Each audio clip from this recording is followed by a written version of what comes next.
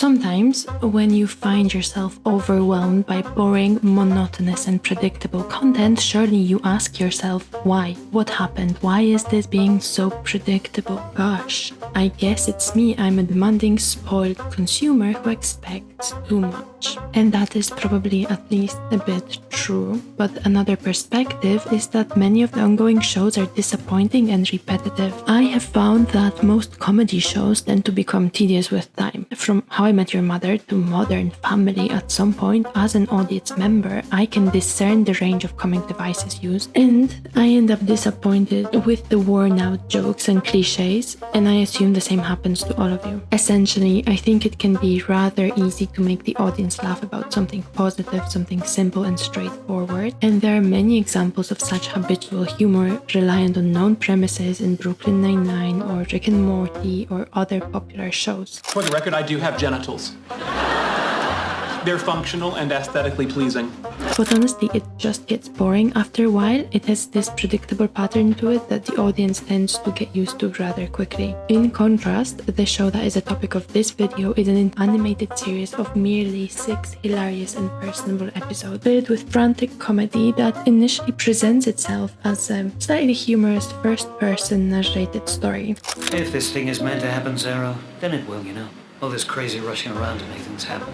Well, it's all because of capitalism, yeah? And in fact, that's the real reason we have cocaine, to keep up.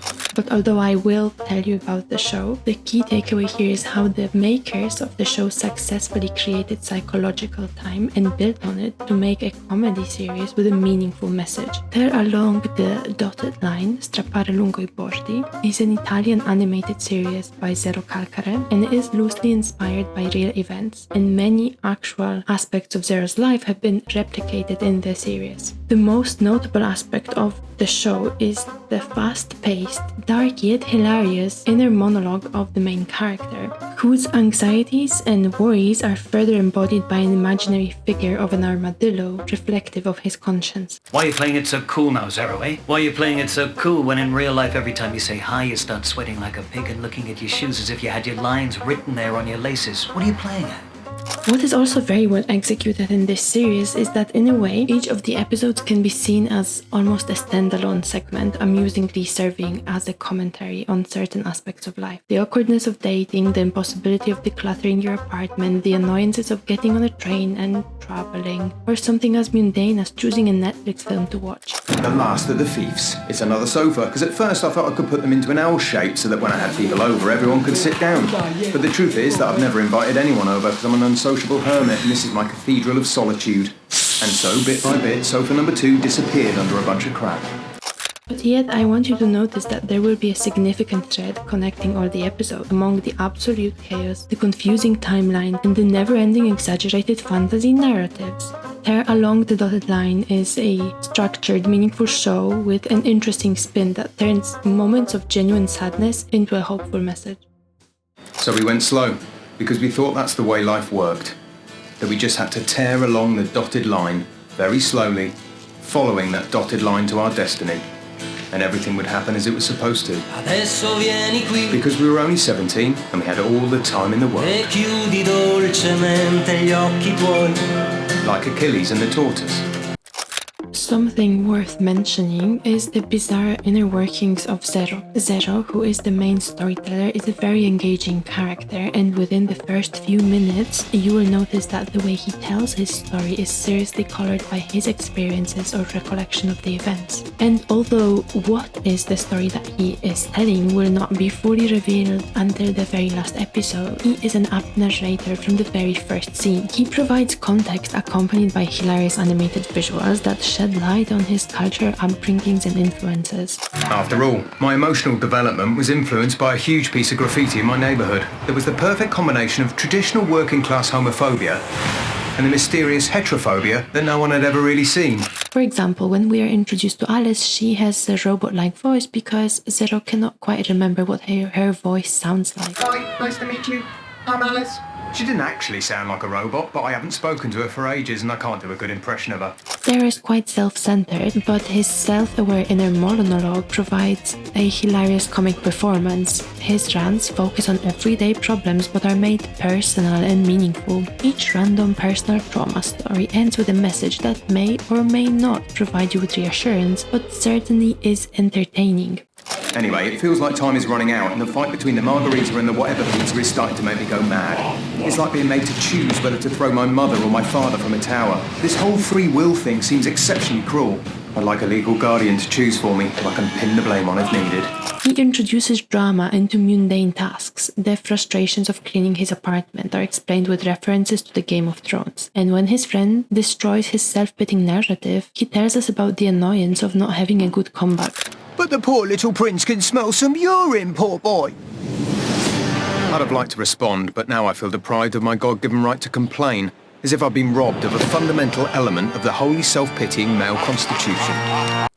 However, what makes this series seriously comical is not what is happening on the screen, but rather the amusing way in which the events are shown. As an audience member, you are taken on a fast-paced, emotionally turbulent, yet relatable psychological journey. And the only way I can really explain it is by giving you an example of a short clip taken from one of the initial episodes. So keep in mind that what you will now see on the screen is told to the audience by Zero years later. He is probably in his late 30s. Also pay attention to the layer of events in the present moment. What is actually happening while you are not shown this yet? Say, Zero is standing in a toilet and is procrastinating on leaving because he has to go to the airport. Imagine how arrogant a child can get just because he can draw an isosceles triangle. But this information is not made explicit to you in any way, and you may well watch the series and completely ignore where and when Zero is when he tells his story. This is very much a purposeful device. You should begin to wonder, why is he postponing on getting on with his life? Why is he wasting so much time speaking to an invisible imaginary audience? But that is a whole other part of this series that is very well executed and notable. For now, we will look at a short clip where Zero recalls a life-changing shift that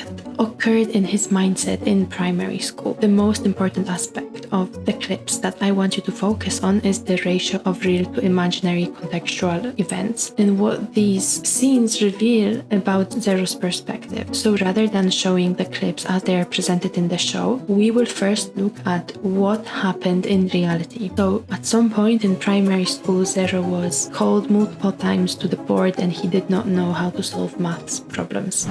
I didn't die, and so I ended up humiliating myself every week. And I remember my heart breaking when Miss Mazzetti said to me, "You were so clever last term, what happened to you? Did you stop studying? I expected so much from you. You were my top student."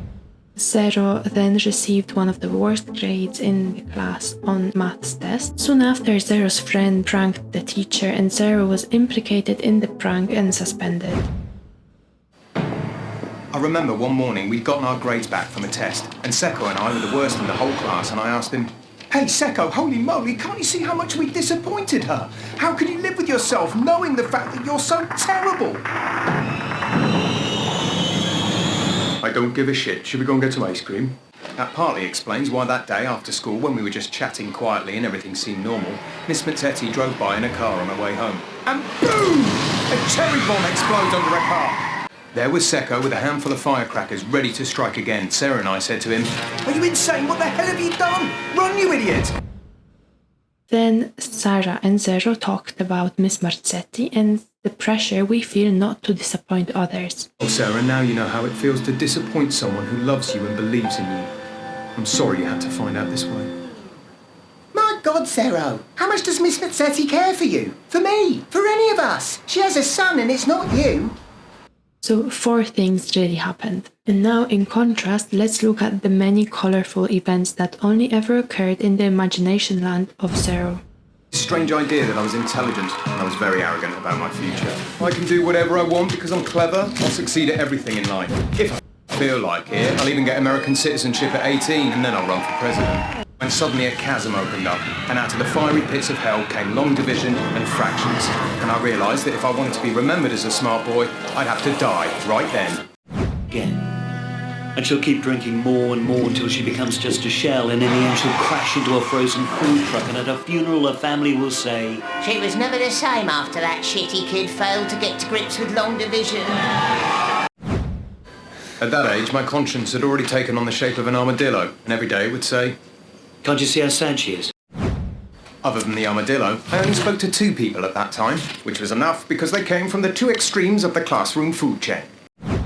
Now, this intertwining of real and imaginary experiences culminates in Sarah, Zero's friend, revealing a life lesson that he will then tie into what he is experiencing in the present moment in his late 30s. What is really interesting is the way Zero tells his story. He is clearly very skillfully playing with how the audience gets to know him and his point of view. Already, there is an unusual ratio between real and imaginary experiences, but the most notable aspect of this structuring of scenes is that in reality, perhaps a few seconds have passed. Zero is still standing in the toilet, yet we have just seen a very informative and emotionally charged story about his life, his motivations, and then we even learned a lesson, and he will now try to reiterate this lesson in the context of his life problem. So basically, his narrative is compelling because although in reality the only action that is taking place is him talking, thinking to himself, the audience becomes entrenched in this stretched period of reminiscing in psychological time, meaning that the moment seems to last longer because it is filled with additional details, contextual information, and purposeful distraction that adds an emotional tone to his story. What the makers of the show have achieved is that